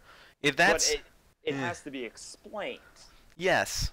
And he also explained it, I think it was one of the last episodes, too. And I guess that's fine, but... Ugh. That's all I have to say. Babies are bad. Yeah, babies suck. That's why I specifically... Yeah. I wanted to add someone, but I was like, yo... If I ever did a baby challenge, which I'm not doing that in Abandoned, but if I did, the pigs would hatch, and they'd be babies. And they'd be like, wait, they're not joining our team at Bishop's? Like, no, you sick fucks. I'm not good putting an infant in this shit, are you kidding me? I'm a sociopath, but come on. I'm not gonna put babies at fucking risk. Think of the lawsuits. Exactly. It's bad enough that I had them on the show for an episode. I gotta go drop them off at the orphanage. Oh, God. Okay, it got really dark really quickly. Let's Damn. Next one on the list is, I mean, again, we kind of covered this already, but Good Guy Alliance Leader. Yeah, the Good Guy Alliance, or in general, honestly. I guess that's something that... Yep. Yeah, the alliance of just the good guys. I hate them. I want them to lose. But they always win. I'm like, fuck that shit. Have the evil... I'd rather have the evil alliance. Have the alliance consist of people that aren't so heroic, that can be a little heroic. Have it be just people who mesh well.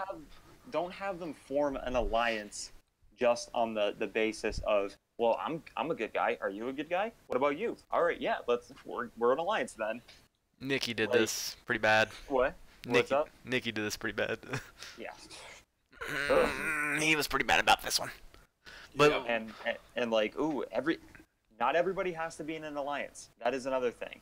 Oh yeah. There's some people that can fly solo. People can fly solo. People can be in an alliance of two people, but that's not an alliance. That's just a duo partnership. Yeah. Like, and that can work if you just write it well. It just depends. Not everybody has to. It doesn't have to be like 5 different alliances of 5. It doesn't have to be like 2 alliances of 10 people each just going at it every single episode. Because what happens then is they just dominate the entire episode and take away screen time from the other characters. And another thing that annoys me is when the votes don't make any fucking sense. Yes. Yes, I think that again that's going to be that's going to be in a different podcast. I think this is a different topic, but that's usually associated with it. That's why, like, in every single episode, when I write out like who goes home, I literally make a table and then I write down who every single person's vote is. So I have a voting history for Abandoned. I don't flat out say who everybody voted for, but I have it, and I'll probably release it once the season's done. I make it pretty clear. I don't release. I don't really like the thing is like you have a pretty good sense, but like, maybe there's a couple you don't know. You pretty much know where everyone's head's at. I want the audience to know exactly who's voting with whom. Like that, I know it. I want the audience to have a general idea. So it's like, okay, so y'all remember the first episode, right, where Rattata rallied the votes to get Eevee out. I made sure that Rattata talked with everyone who voted that way. You saw that. So now when Eevee was kicked off, it was like, okay, so Rattata had something to do with it. And you knew who was voting for Makuhita, the people who were talking about getting rid of Makuhita, and who Rattata did not talk to. So that's how you know. Again, that was the first episode, it was simple, but that's how y'all knew. That's how you knew. Because who he didn't talk to were the ones on the out of the loop. Anything else I had to say? Or you were saying something? Me? No, I wasn't saying anything. Okay. We good with this one? Yeah, I'm good. Yeah, that was All right, the next one we only have a couple left, but the next one, it's kind of a strange one, but it's like overused Pokemon. Yeah, this one isn't inherently bad, but it's like it's this cliche. This one's gonna be really quick, but it's just mentioning like a few Pokemon that we tend to see a lot, no matter what their personality is, but we see a lot on shows like this. Like Eevee's one for sure. Pikachu. Yeah, Pikachu. Munchlax, Licky, Bulbasaurs, Cyndaquils, Totodiles, A lot of Trico. starters. Yeah, a lot of starter Pokemon. You guys pointed out the Hoenn starters are probably the most popular. Yeah. Because when you use, and this isn't saying like never use these Pokemon. Oh, like, right, absolutely. I mean, if you But what it's saying is like these are Pokemon that like if you're gonna use them, do something different with them, because all the ones that we can classify as overused, like another one like Baneri is overused. Oh, and then yeah. that also it kind of opens the door for the use of cliche characters, because it's like, oh well, I have this Eevee and I don't really know what to do with her, so yeah, I guess she'll be nice.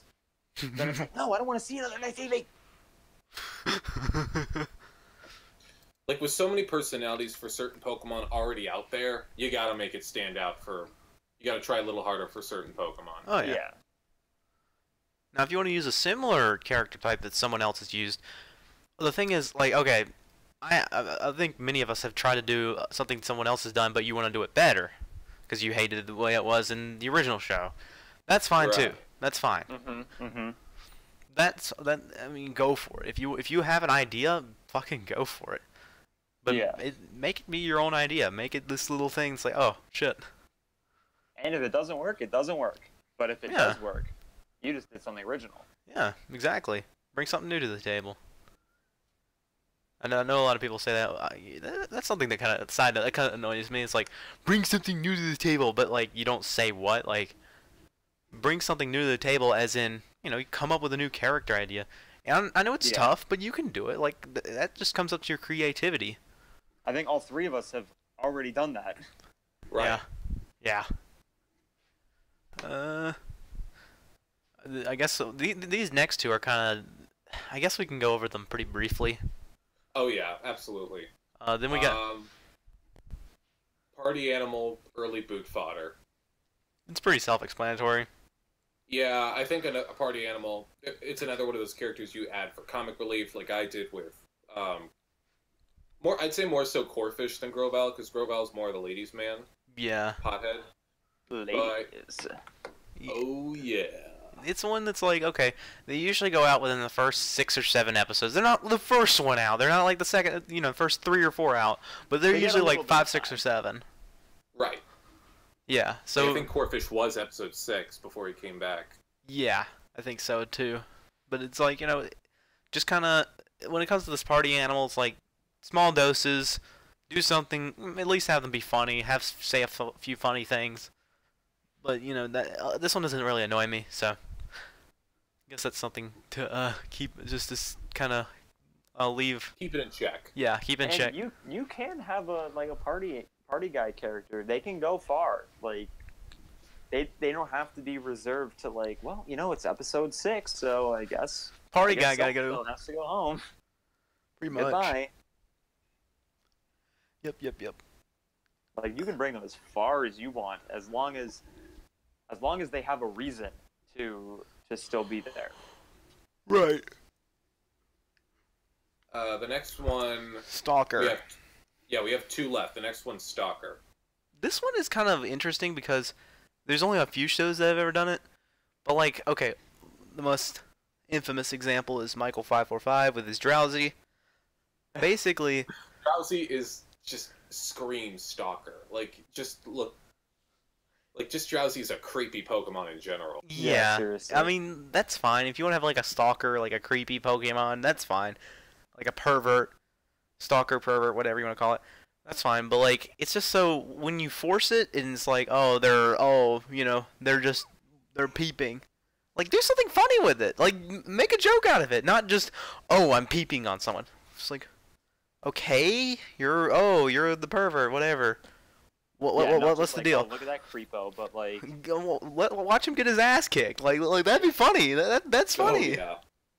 eventually have one of the girls be like, "Are you watching me?" Just or maybe better yet, I think what would be even funnier, have it be a female. Oh yeah. Yeah, true.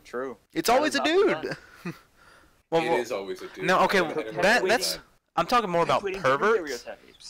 Now, with female stalkers, there's been plenty of those. Yeah. I mean, Mudkip. Yes. Yeah, I mean, like. Trico, I love you. But I'm talking when I talk about having a pervert character, have it be a female. With a stalker character, I just don't. They're just so creepy. Like, at least have them be funny. At least, or if you're going to go dark, go super dark. Go all the way. Go all out. Have fun with it. Seriously. But don't have them just be, oh, they make one player uncomfortable, and then they just get kicked off like halfway through. Because then they're just death fodder. Yeah, they're cannon fodder. It's so annoying. All right. Last topic. Or wait. Last one. Woo. One-note characters in general. This is a very general generalization, but one-note characters, no matter what they are, is a character with just one trait, and that's it. It's exaggerated to the point of no return. Now, one-note characters, okay, so it's fine to have a one-note character if they're one of the first few people to go. Yep. Yeah, absolutely. That's kind of what I did with my show. Because you have no choice. They only have one character trait, and they're gone in the first episode. Somebody has to be out first. Mm-hmm. Not everyone can survive to the merge. That's just not going to happen. Not everyone needs to be this chance to get developed. Right. Yeah, not everyone has the chance to be developed. You can you can have some signs to where it leaves it open for development in the future, but they don't have to be complex. You can have them be a little one note. That's fine. But as long as they are one of the first 4 or 5 people out, that's fine. Make their time short and sweet. Yes. I mean, have them do something, yes. Like, make them funny and have them do a couple things. But they're minor characters. That's their job. Their job is to be early boots. They're the early boots. They don't have to be... What is not good, however, is when a one-note character makes it way too far in the game. In, like, the final 10. And then you're like, wait, but... Alright, wait. It's bad when you end up saying, okay, wait, you were the guy that, you did... you voted this way one episode? Oh, well, that was the plan. Have you ever talked to anyone on the show? Exactly. It's just... And you're like, oh, wait a minute, he's the, No, he did that thing in, like, episode 6. Yeah. He did, wait, he jumped off the thing. Oh, no, wait, that was the other guy. That was the other guy. Like, you see our point. Yeah. That's the thing. If you get to merge and then you find that one of the characters, like, people are going, I don't even know who that guy is, like, that's a problem. I'd rather have a cliched character, like a really bland, or not bland, rather, but rather cliched and annoying character around than a character that didn't do anything. Yeah, exactly. Like, there's no purpose to them. There shouldn't be any characters that, like, and I guess this is kind of slightly different, but, like, characters should not be, like, just straight up under the radar the entire time. Like, I think Jakey touched on this with Metatite. I think we all have characters like this. You're like, I want to fly under the radar, and that's fine because you brought it up. But, like, if a character just straight up, like, doesn't exist until like the final 10, and you're like, wait, where did they come from? The character wait, doesn't the exist whole until their time? boot episode, basically. Yeah, exactly. Wait, they've been here the whole time? Like, Yeah, I think we're all guilty on this one. Oh yeah. Like, honestly, we are, and like, again, we're not perfect. We have to, I mean, one-note characters, we're all guilty of it. I think some of us have one-note characters that stayed around longer than they should have. I have a few that stayed around a lot longer than they should have. Some of them were eliminated, but were brought back when they probably shouldn't have. Bergmite. Okay, with Bergmite, he was funny.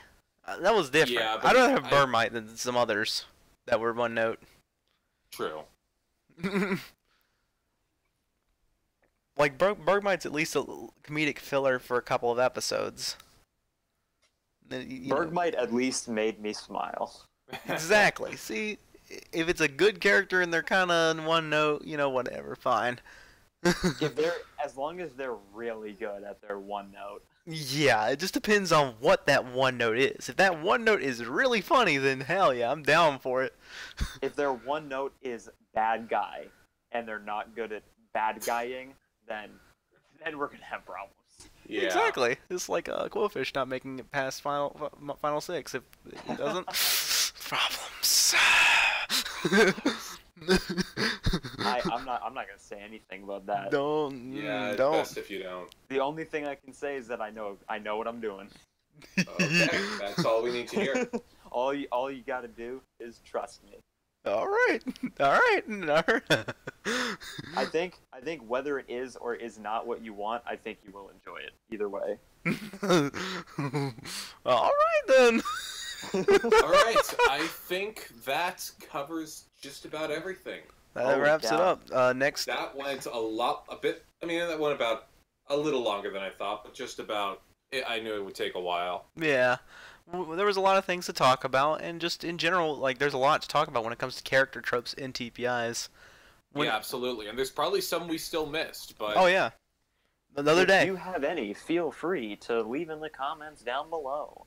Absolutely. And don't forget to hit that like button and subscribe to our channel. Hint, hint. For epic gamer content. Oh, yeah. Next week, we're going to be dropping Speaking part 2. Epic gamers. We're going to be dropping part 2 of our Fire Red Nuzlocke next week. And so just look out for that. That's going to be coming. And then for our next podcast, should we keep it a secret? Yeah. Yeah. We got something good planned. We'll have something. Yeah. It's going to be epic. But yeah, that's all we have on our Campfire Society podcast today. And see you epic gamers later. Later. Peace.